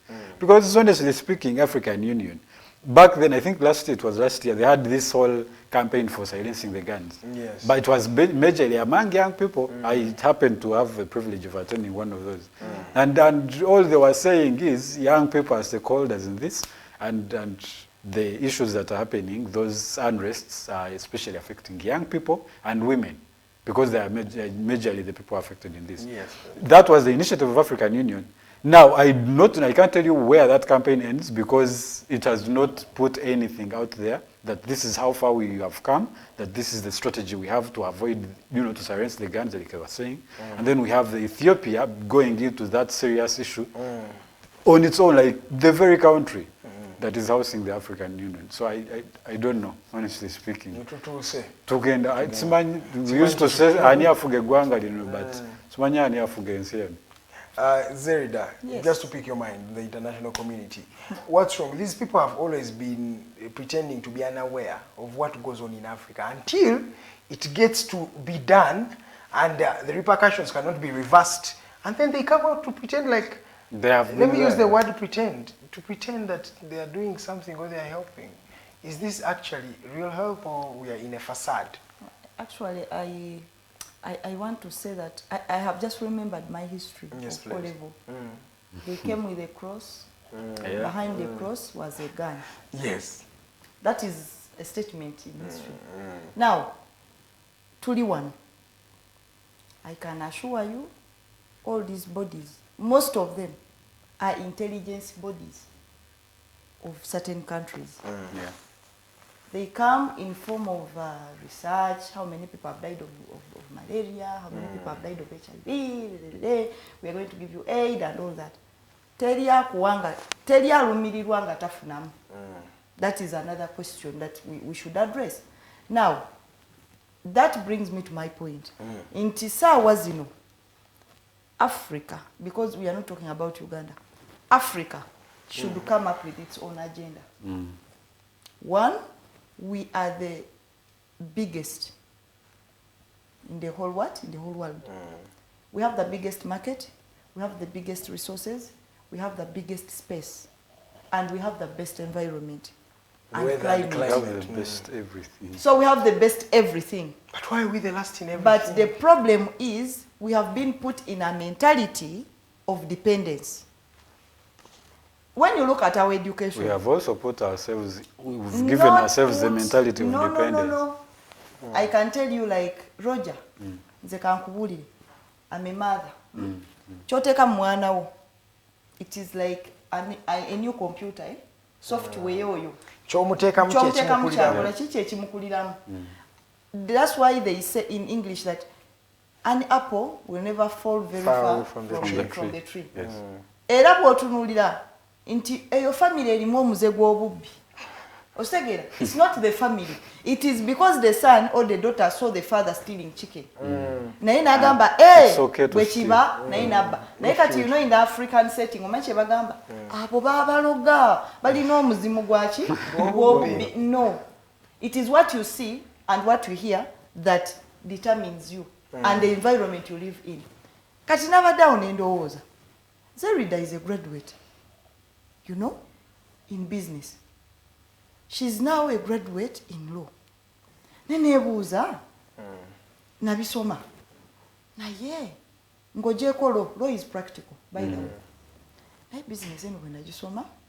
Can I, since me I have done it, but I think it is more of magezi mazali. Than the education yes, you got. No sango mwana asome business development, simanyi business bichi. Naye nga tasobola. Talina kyamanyi. N'omugamba kola ka budget. Kola budget tasobola. There is a person we have that big problem. Yes, there is a person I told write a CV. She said give me 2 days. And she has studied from she's a graduate. Yes, she's a graduate. How can you write a CV in 2 days? Obononyachi. You don't know yourself. Why don't you have one? No, you don't know education. Like tomanyi bye wasoma. Tomanyi nti these are my potentials, these are my hobbies, this is, you know, Toby Mani. I have people I studied with, journalism and mass communication, but they cannot write a story. That is it. Olikati ewafe. But he has a degree. Ediga chogamba mu Lunyankole. Tomanyi how they call a tree? I would know it. Very good. Then you want oyagalera mu Luzungu. Ogenze kusomero. You are paying 1 million to know how they call a tree in English. So at the end of that day, our education systems make us to become dependents. They are not allowing us to be innovators. Yes. Why? This curriculum jebatekawo bali bagezako creating olutindo of communication. Nti gomanyi nti luno lutindo. Eswa kugula bali bagala kubanga omanyi bwoba oyogera olulimi omuntu lwatategeera kizibu nnyo omuntu oyo omukola ki omufuga otegeera kati bo baateekawo olaba ne saa zino people compare us nti munaye edda abazungu batukolera enguudo batukolera amalwaliro batukolera railway lines batukolera biki kati kambabuulireko kino bw'otunuulira railway ze batukolera like in Uganda yali ya Kirembe ngegenda paka Mombasa ngere eva ejeri kopa lwaki yali esitula kopa ne other minerals because ekilendo waliyo ne gold abaddugavu bameka bakozesanga railway era bali bazunga resources bestwala paka sawa zina amalwaliro agaliwo abazungu batya nnyo omusujja lwaki kubanga ensi zaabwe zinnyogoga teri buki nsiri tebalina immune system ey'omusujja by the malaria abayisa bubi bateekawo amalwaliro so that it can enable them to stay in Africa. Naye gwogenda bateekawo amalwaliro tubawaana saawa zino nze kambabuulire I would rather stay with dictator Museveni than have neocolonialism in Uganda kubanga tebanjagaliza kalungi konna kati saawa zino tulina by the way kankyogereko tulina bano abaana bakadaama abo nabo batufuukidde ekizibu By the time you left Uganda n'ogenda gwe manya nti you are no longer a hero. You gave up on your country. Temugenda tunuulira Dubai, mutunuulire US, mutunuulire simanyi nsi ki nga zikulaakulanye zituuse we zituuse mutandika zikomparinga ne Uganda. Lwaki? Abantu beeyo be mugenzeemu basaddaaka okutuuka gye bakola ki? Gye bali. Mwe temugenda tugamba nti twekalakaase ku mikutu nga mwe temuli wano e Uganda ne famile zammwe teziri wano. I'm not going to burn my country just because of a human being telling me to burn my country. Because one reason is one lumbu ye telling you to burn your simanyi fa abaganda fa abachi fenna tuli bana Uganda ekyo kitusooke tukitegeere. Ekyokubiri tukitegeere nti tuli bantu baddugavu tukola agenda yaffe n'ebino ebyokubeerawo ng'ozaawo n'ogamba mbuno kakati ffe tuli Banyankole ffe tuli Baganda ebyo byokka bye bisooka otujjamu. Ekyokubiri the education system in African Union. These leaders should sit and revise the agenda of Africa, the ideology of Africa. We are socialists.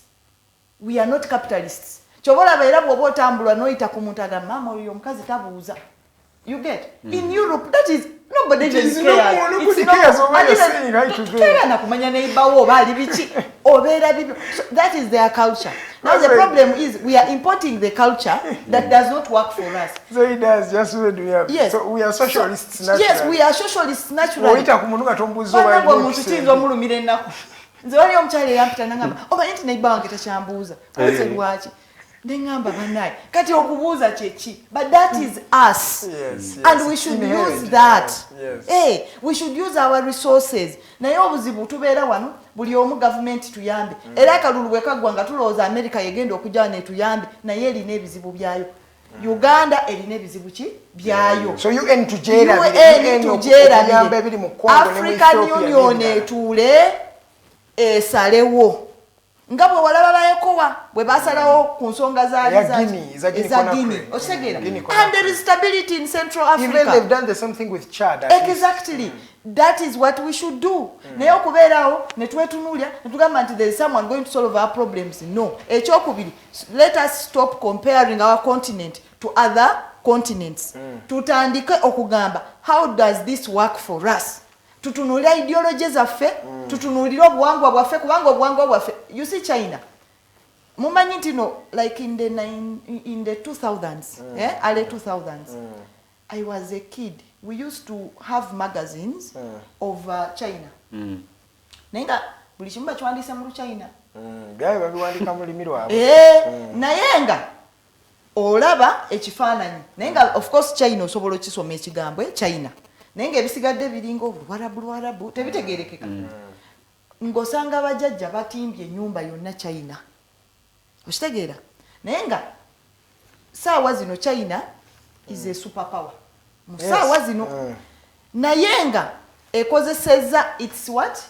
Its language, its culture, its population, its capital. Kakati ffe osanga wano Munnayuganda n'omusanga ebweru. I can tell you nze mbamanyi. Banaye n'atandika okwogera oluzungu. How are you? Naye nga amaze ennaku 3 accent n'ekyuka. Accent zakyuse dda. N'ogamba banaye nakirijja wabadde ki? What are you saying? I don't understand what you're saying. Accent n'ekyuka. Buli kimu n'ekyuka. So we are not proud of us. But if we promoted us, if we looked at our opportunities, netubikolanga ffe African way. We go to these people in these conferences netugamba you guys, we are a big market. We want to do this. But if you are bringing your commodities, don't bring us what fake commodities. This is what we are bargaining for as Africa. Ebintu bisobola okukyuka. Kati UN tegenda kujja nga terina weefunira oba biki bye mugambye byonna teri kigenda kujja nga tewali kye kifunira. Kati bagenda kulinda balabe ng'ensi esajjuse tewaliwo control. Bw'otunuulira olutalo lwa Ethiopia, let me tell you by the way, olutalo lwa Ethiopia luli ku ddaamu. Ekyo kyokka kankikugambe. Ethiopia yali eyagala okufuuka hub y'okuproducing amasanyalaze in the whole of Africa. Ng'esupplying amasanyalaze. That project can make them rich in actually superpower in 5 years if it kicks off. Kati abazungu bakikola batya bagenda bafandinga abayekera. Bagenda batandika okusika okuteeka mu Sudi mu Egypt. Nti temugenda funa amazzi. No, amazzi gakozesebwa ne gagenda wa Egypt. Right now we have a dam, right? We have like 2 dams here on River Nile. Dam kyogamba enywa amazzi. Tenywa amazzi. Kyekola it helps ekuuma amazzi nekuba amasanyalaze amazzi ne gagenda. Kati bo balaga nti bali water supply yabwe egenda reducing ati bagenda kubeera n'amazzi. So the whole issue is about development. Bagala Ethiopia sigalenga bweri. Kakati kyekimu ne Congo. Webuze Congo, it has very many resources. Actually, I discovered just last week, I don't know, when I was following this launch of the UPDF. Nagenzo okulaba, it has a mineral. I need to get the name. I've forgotten the name. It has a mineral that they put in iPhones, in these phones, in laptops, in printers, just not anything electronic. And it has a 64%. And it's only in DRC. And it's in the whole world. In the whole world. In DRC Congo. Now, there are so many things that are going on. That is why when I saw these young kids stoning UN, I started questioning myself. I was like, why? If they are bringing aid, why should someone stone you if you are bringing aid? So, banange tubere careful, ebintu ebimu ate tukoma okweyanika nnyo obuziina bwaffe. Obuziina bwaffe tufune engeri gye tubukwasaganyamu. Naye bwe tuneeyanika nnyo and we show these people that we are vulnerable. That is what they are going to use against us bayingire ate batunuune. Because now we are in modern neocolonialism. Yes. I think that will take us to our thing of, loans and all that. But at the end of that day, nze kyenjagala abantu bategeere, this is our home. Okay. Whether we want it or not, this is our home. This is where our kids will be. This is where our grandkids will be. Naye nga kyetulina okujjukira nti these whites have always wanted to dominate us, to use our resources. Ffe nga tukyali awo, we are in disease. There's a time I wrote a comment on BBC Africa. Yes. These guys always show naked women. They always show women with, kids, people with disease, suffering people. When they are talking about Africa, even when the story is positive, you find useless things.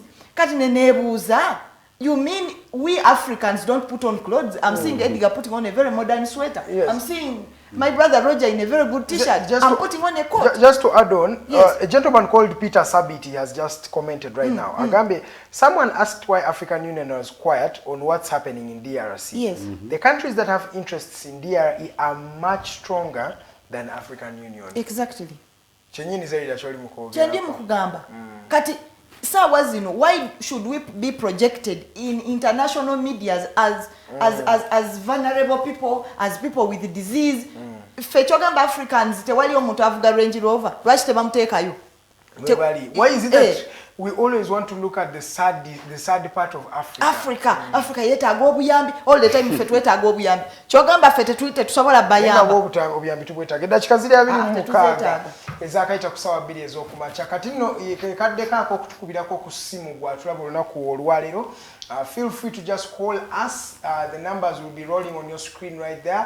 Ojja kuba oziraba bambi tukubireko otubuulire kyonna ky'olowooza engeri gye tusobola okukyusaamu eggwanga lino oba kikyolowooza ku invasion yaffe egenda maaso mu DRC ate n'ekira tutunuddemu ku nsonga zino bino ebitongole ebigatta amawanga ze bayita international organizations zeesuuliddeyo gwannagamba ku ki ekigenda maaso ku African continent nga wetwogera essaawa zino abantu baliyongera okuba nga bafiira mu lutalo olugenda maaso mu Ethiopia. Abantu be Ethiopia bonna kati bakutte emmundu ba civilian akinasi civilian buli omu olina okuba nga olwanisa embulu nga bagamba tebagenda kukkiriza bamusibira mu bbwa aba Tigray ababafuga emyaka 27 okuba nga bakomawo nga beddiza obuyinza babafuga nnyo ekimala bagamba tebasobola kuba nga bakkiriza naye n'Abatigray nabo beeyongedde okuba nga emmundu bagisesebbula bantu bangi bali wali mu eastern part of Ethiopia basigadde nga bakuba emmundu bagezaako okuba nga bawamba the capital Addis Ababa we bawambira the capital Addis Ababa. That means olutalo bagenda kuba balulinye ku nfeete era tujja kulaba bangi nno abana balubuliddemu obulamu bwabwe because nga mukimanyi olutalo luno we lujja terubeera lutalo lulungi nnyo lutwala buli omu basaalumanya ne bannaalumanya so tukubireko ennamba ziizo 0789017145 airtel eri 0759132310 tukubireko essaawa zino otubuli ekikyolowooza ku biki ebigenda mu maaso mu ggwanga ndoza bannange eyo topic tugenda gikomyawo tusoke tuogereko ku the Omicron virus. I have just something little to add. It's okay, just a minute. She was talking about the mineral that's only in DRC. Yes, that mineral is called coltan, I think. Exactly. Yeah. Yes. Coltan is one mineral that works for tech, like generally tech, not even only iPhone. And it's found in Africa. It's only in DRC. You guys, there's a statistic one time I read somewhere that all the wealth that is in the United States right now is not equivalent to the wealth that is endowed in Congo. Of course, Congo is... Obugagga bwa United States bwonango obugasse wamu. Tebusobola kwenkana bugagga Congo bwe bali naye. But then Ethiopia yabadde yagala kola dam. Congo is one of the poorest countries in the world. Because why? It works for them. Omanyi okukwata. You cannot be that wealthy and be that poor. Omanyi okukwata emundu noziwa wama bachi ba rebels. You create instability. Because if instability does not fuel development. Yes, sure. Exactly. Kati no take away mbera into government we governing. Do you know how we get to that, Zerida? You see, the problem is this. Myself, I don't really want to look at the problem as the whites. He who feeds you controls what you do. You know that? Yes. So we have relied. Do you realize 75% of all the poor people in the world are in Africa? Yes. Is it Africa? Do you know this is Africa that has the most minerals in the world? That's the thing. Exactly. So the problem is this: it is only in Africa where the aid margin, aid we get, aid info outstrips the private and home capital that we put in things. These guys, we're always getting money. We have looked at aid as a source of income for our country. Yeah. So when we keep depending on them for every one thing that comes along. What do you expect? One day they are going to say, you have to do certain things in a certain way. Dependence is that our system has not enabled innovation. You understand? That when I get gold, nsobola omukyusa n'afukira ono gold ali crude. Nsobola omukyusa n'afuka gold. Usegede. Kati innovation singa fa ababadde batandika nga fe bachi aba manufacturer ba iPhone osegera singa tuli wala naye olowooza katonda yakikola. It is a person, a human being. Even speaking of that, we have oil in Hoima. We are transporting abroad and fuel prices are going high in a country that houses the oil. Yes. What do you expect? Ne bazitwala ne bamurefininga nadda ne bamutuseera. Era kati you can imagine. The president launched the pipeline. Si bwe kiri egenda kudda Tanzania. Yes. Kati inze kyenjagala okugamba kiki, if you have omanyi nti oil we twam discovering that we did not have anyone in Uganda who had expertise about oil. Ostegera baka creating our oil and gas naye ne bye basoma biri awo biri shedi biri awo tebitegerekeka. Kakati kyengezaako okubagamba nti ekizibu kyaffe we have been taught to be dependents. We have not. We have chosen to be dependent. No. I don't want to agree with the notion of we have been taught. Who has taught us? Because we have believed to be dependent. We are still on the system, the colonial system of education. Because and is that a choice that is coming from the colonial masters, or is it our choice? It is our choice. No, it's not our choice. It is our choice. It's not. Here is a problem. Okay, here is what I think. You know, after the Second World War in the 1945, there are a few countries, the UK, US, and a few France and others. They are the ones who did the IMF and the World Bank. Yes. You know why? Because to recover to recover their economies from the economic depression. These people, you know, France is the first country that took aid. Yeah. When all those things happen, these guys laid down structures for revival. As much as they were all stakeholders, as those that were big, who are taking lion's share in the whole idea, in the money, there are those that were, a little bit subordinate. But those economies did not sit down and say, since you are the controllers of the money, we should be doing ABCD that you put us out to. So Africa has had that same problem. That when they have given us one thing, we sit on the table and be like, since you're giving us the money, you set the terms, which is what we have, whatever. Yes, they benefit from us. Yeah? Determines the tune. Exactly. They benefit from us. So chances are that if we had the rules in place, they would, to some extent, also adjust accordingly. But we have let it to maybe be let me just and expected things to get better. Okay, maybe let me talk about Mr. Titus Jaram. He says it's because our leaders are not patriotic. Exactly. Which I agree with. That I agree. Yeah. Okay. Kale, bana tusoke tukomye wano ensonga because ndawa tubula dakika nga 15 tubenga tumaliza show yaffe olunaku olwaleero nga tesaka tuveyo nga tutogedde ku Omicron variant ke kawuka akapya akazize omanyi COVID-19 ye buli sawa egenda negenda mu gym neraba engeri gyekomawo kana kawuka cheka anti olo spiral cartoon yakubye nga kali mu gym kalwanisiza tukatadde wali kati era kakomyewo mu Omicron variant. Eyo variant bagamba mbu yo etambula emirundi 5 okusinga ka Delta n'obulala. So guys, njagala soke tulowooze amasomero someone is calling. Morning, Good morning to you. Hello? Good morning, yes, we can hear you. Oh dear, okay, fine.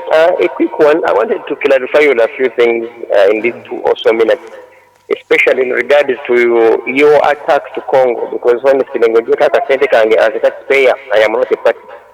You see, there are 2 things in the military, and for example, there is what we call defensive and offensive strategies. So when our army, by its name, it's Uganda People's Defense Forces, not rather Uganda People's Offensive, because literally the army is supposed to safeguard our borders and ensure that we do not have any intruder. That is when you apply that defensive mechanism. But the moment you cross your border and then go into another country, that becomes offensive. But we should all understand that the word offensive comes from offending. So so you go and offend someone. That is how the word offensive comes on board. So the mere fact that you went and became offensive to DRA, then you were offensive in Chad, you were offensive in Central African Republic, you are offensive in Somalia. It loses meaning. It simply shows that there are specific interests that each one of us is digging deeper into. For example, this gentleman here you have seen him training people, passing people. Did he know ADF was about attack? But also to add, if you go and attack DRA, you are attacking agents of a certain ideology. You get? So killing whoever, nga ideology yagitandika toyogedde nayo kutegeera buzibu bumutwazeeyo. I can assure you ojja kutabuliramu but this ideology not zijja kusigala era abaana n'abazzukulu bajja zisoma era bakome bakole ekintu kyekimu. That is why at a personal level I was against Americans n'eyeesaamu basiraamu, because have you heard and listened to them and dug deeper into the reason for which they are doing what they do? You get? Otherwise we will be there. Second last, aba basajja n'abakazi balina ebyokulabisa ebirungi, bu uniform obunyirira, emundu mpya bupya, amasasi mapya bivaawa. Does Congo manufacture these things? It remains a white thing. For them they can never have peace if Africa is at peace. Never. Ebatunda emundu kati genda wano Ethiopia nga bw'ogamba umanye emundu empyopyo ziryawo zibakasabuukulula. So they can never have peace nga ffe tuli mu mirembe. Finally, oyogedde ku simanyanga COVID. COVID binyikana bunyiza. COVID is an economic venture for me to say, and I own my opinion. Bayali bafulumyeyo simanyanga bakozi batya ate katufunyeyo kana akamabala mukaaga akati akawuka akapya kazze kalina ebbango to keep us there kati bakatugema tufunye ni batugemera kati tugamba mukomewo ate kati kano akalina ebbango kano kagure ketagamu ate empisa endala nga bubakola. You get? So until Africa goes back to its drawing board and have the Magufulis, the Mungabundi Wajita, Pierre Olumumba, the Twitter Wallet, I can assure you we have issues. Because there is a problem in Africa. We have everything. There are brains, we have resources, but we can't be behaving like sheep. Okay. Nice time. Kali, it doesn't sound like a nice time from your end. Eh? Thank you so much, Norman, to me, for always calling in and sharing your views on how this country is run and, of course, how this continent is running. You are truly a leader yourself. Umwami Norman, he talks about looking deeper into what these guys are doing. He talks about the United Nations giving the guns and, okay, the white people, let me not use the word United Nations. No. Bano benyine ababawe mundu ezibata ezibalicho okwetta. He talked about a lot of things. What do you pick? First things first. Yes, the fact is we as taxpayers we are going to have a burden of course this whole thing of war. Of course we pay for it. We pay for it. The fact is it is really high. But now it is inevitable. Because I believe I have relatives who are Muslims. I have friends who are Muslims. Actually, most of my friends are Muslims. But the ideology of killing people is not part of the ideology. That is something different. That's why they are called radicals. People who take faith to another level, which is not true. Because there is even someone who challenged them. Nagamba, why do you send young kids? Why don't you yourself, who says that when you die you go to heaven? Why don't you come? You come and then you go to heaven. You go to heaven. Why do you send young kids? Because I've seen videos like 2 of young kids in those forests. I was seeing them. And you know, a kid slaughtered a friend because I think he pronounced some word in Arabic in the wrong way. Nagambalabono, ochoge dotya. And he slaughtered the guy with a panga. I was seeing that video running. I don't know whether you guys saw decapitating when Baba Salah came into. Yes, Yamusala Mutwe because he pronounced an Arabic word. But you guys, I don't know what's wrong with this country. I agree with Norman, but also we need stability. That's why I've said I've given them a benefit of what? Of doubt. Yes. That at this point, if that is exactly what is happening, I think it should stop. Because I wouldn't want to see my son go through such. Because there are kids who are not even Muslims who have been recruited and their names have changed from Dan to, I don't know, maybe Kasim. So yes, so at this point, I want us to give a benefit of doubt and wait. Then 2, as I've said, I think we agree with Norman and I think we are on the same line. That Africans must draft their own agenda. Where we look at, first of all, formulating our own ideology as Africans, given the nature of Africans who love to be, you know, we make decisions from us, exactly, according to the conditions we go through as human beings. Yeah, we create our African values. That is the tukiririzamu. Wherever Uganda ifunye ekizibu bwekiti. By the way, we wouldn't have even issues of dictatorship. That's why these people created European Union. It's their own thing, you know. It's not having Africans. So they have their own minimum standards for each country. So we could also create minimum standards for African countries. That wamanyi wobofuze ebisanja bisatu. And it happens. But the problem is we have, first of all, greedy leaders, we have selfish leaders, we have puppets of these whites, people who are benefiting from them. So there is no way this agenda can work. If we can even create, like Gaddafi had said, create an African bank. My God. You know, we would also be giving loans. Because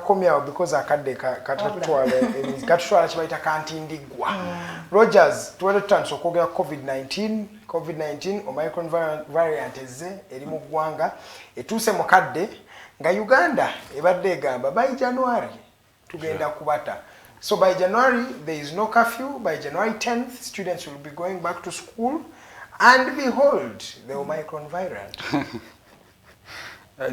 For some reason, I want to buy into Mr. Norman's idea of, you know, the whole politics behind Corona. Some guys were saying, as we are paying attention to the coronavirus and all that. Oh, it's killing people. I'm not saying it's not real. But, you know, another person could have that perspective, and they are entitled to their opinion. To their own opinion. But looking at Uganda and the economy as a whole, we were trying to jump back onto our feet. The economy has been crumbling over time. For 2 years now straight, people have lost jobs. There's nothing is going on. So at the time that we hope to get back, Omicron is showing up again. Man, these guys are not serious. So I think what it has for us is we have to also play I don't know if it is now the offensive or the defensive, as Numan was saying. that we just do vaccination and open the economy and see how it goes for testing. Because that is just where we are going. When he was talking about the Magufulification, you know, Magufuli was saying, for us, it is good, nothing else. I have not heard Tanzania having the leading cases in the world.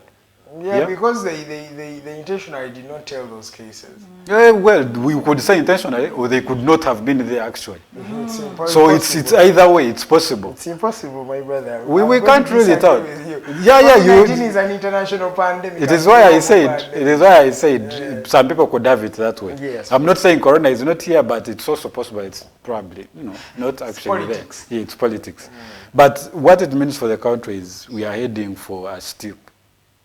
That's a problem. The schools have been down. We have hit the record of having schools closed for the longest time in the world since time immemorial. Yeah, you need a Guinness record for that. And this is going to even happen even further. We have the Minister of Education who summons Parliament to find out wherever she wants to go and talk about matters of national importance. She's the First Lady, by the way. So what? So that is just a title. Just 2 offices. That don't give us that. Mr. Manager says give us a break. This is a First Lady is not an office. It is just you are wife of the president. Just no, but it's an because office. It's bedding you, so we should. So we should accord you that respect. No, guys. No, Edgar. Edgar. You don't summon a whole arm of government because you are First Lady. You don't do that. We are seeing the Mugabe style coming through. That is not going to happen. So what I am saying, I want to go into the issues of the First Lady. It is their issues. In just a minute, because I want to pick the I just think what we should do is mass vaccination. That's what they are doing right now. By the government has done. Yeah, we should do vaccination. We should do. But they have tried to vaccinate. Yeah, we should do mass vaccination. As for education, I think we should also look into technology, strengthening that arm. Okay. Because if this thing is here, it's probably here to stay. Yeah. So we need to have serious alternatives other than just sitting home and waiting for when it will go away. If it doesn't go away, what happens then? That's what I think. Zerida, picking your mind on the Omicron variant ahead of the reopening of schools in Uganda, we have many students who have been seated at home, many becoming pregnant, many dying because of hemorrhage and other challenges. And behold, the variant is not willing to stop. It is coming back fully fledged, 500 times more dangerous than it was a few months ago.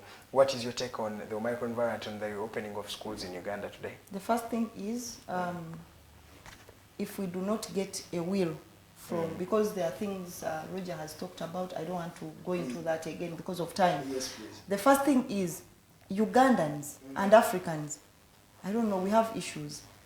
Right now, whites are vaccinating. We are using the same vaccines. That's why they are, called different names, because we get them from different countries. I have not heard anywhere where I think the president hinted on it. I've not had it where we have our own vaccine. Yeah. But guess what? Yes. Africans don't want to vaccinate. They're saying they're going to die. Now, so we're going to reach a point. Either way, they shall die. Yes. So. We're going to reach that they will die when they vaccinate. And this reminds me when I was a kid, where some parents refused to take their kids to vaccinate for polio. And we have lame people, But the vaccine was available. And now they say, that is the Africanacity. Yes. And guess what? This thing is going to turn into an African disease. Mistrust. Lwaki. Tetwesiga. Kati bali mu kuvaccinating. But are we wrong about tetwesiga? Because Nedda. The vaccines we are using are the same vaccines these people are using.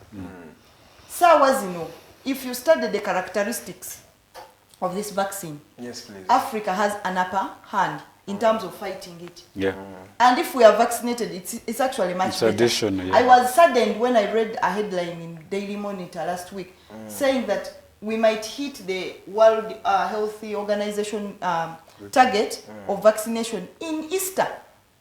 That will be April next year. Yes, April. Meaning, tetuli willing kola ki kugenda batugeme vaccines weziri all types Johnson, I don't know, Pfizer, I don't know,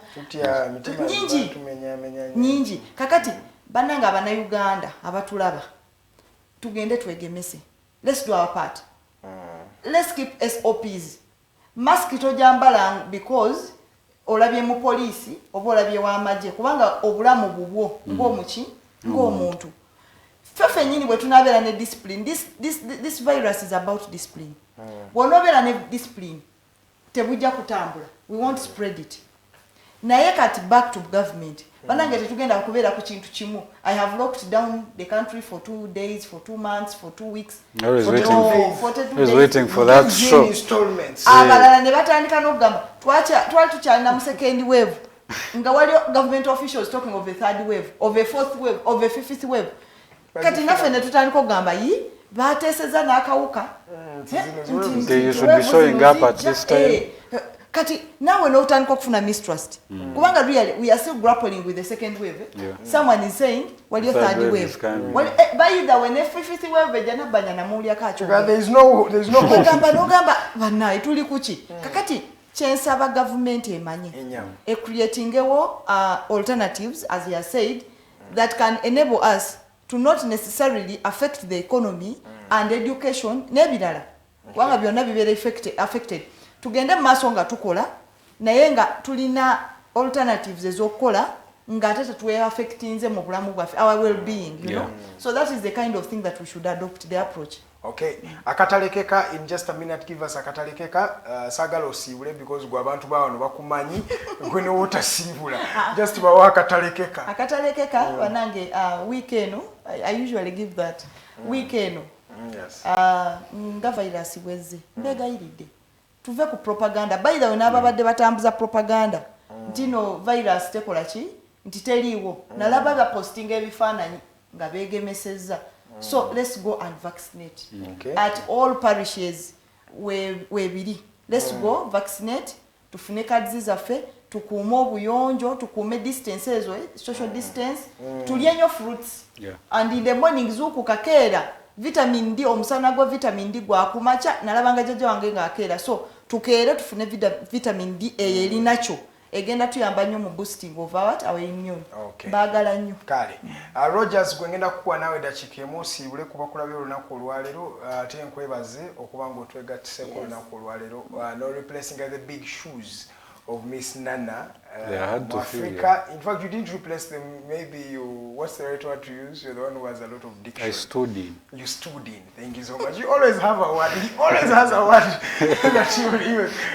His friend. You should be his friend. He's my friend. That's why I know a lot of his words. So, just a minute. See, we'll have your parting shots. Okay, for our viewers, thank you so much for sticking with us. You know, every day waking up, making a point to be with us. Yes. To being on, you know, one day you said it's being on date with us. Thank you for always dating us every morning.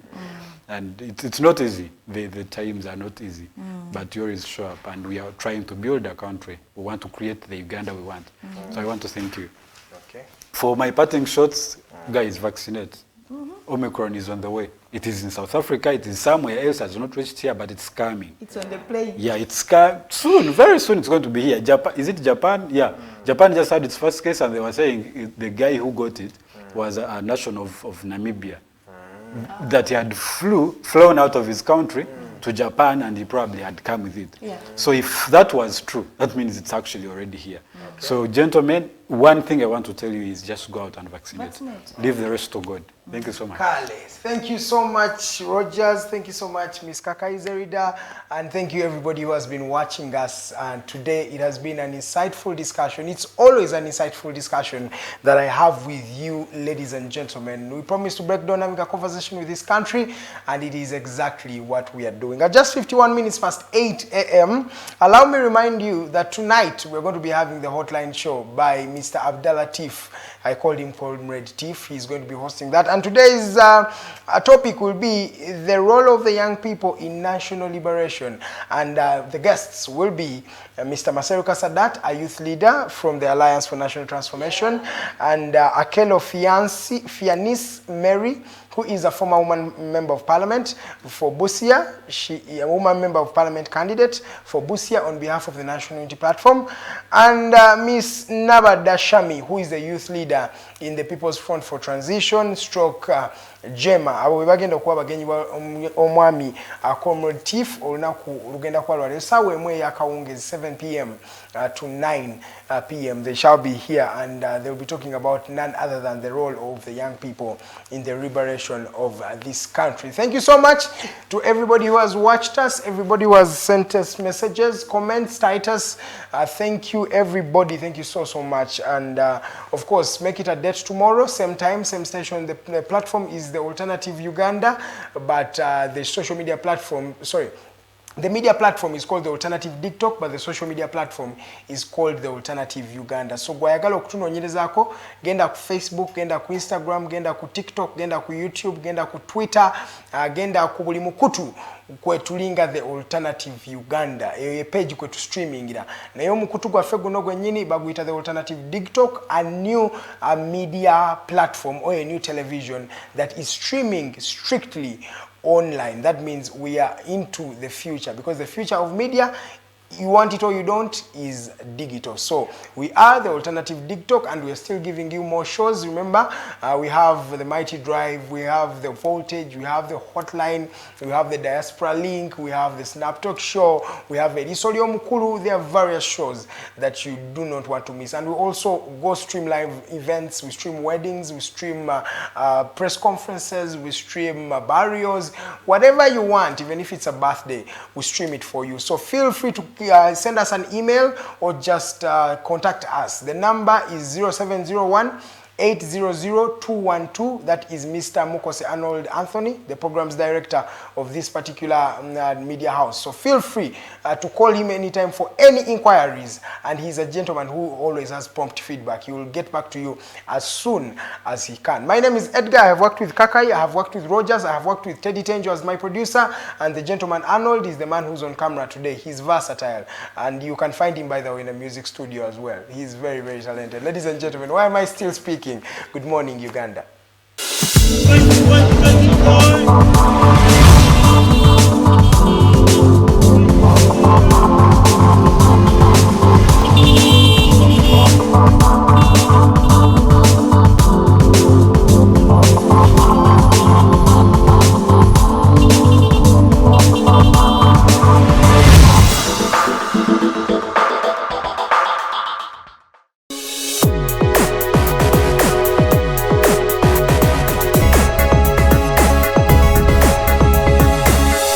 Alternative TikTok. Real issues, real talk.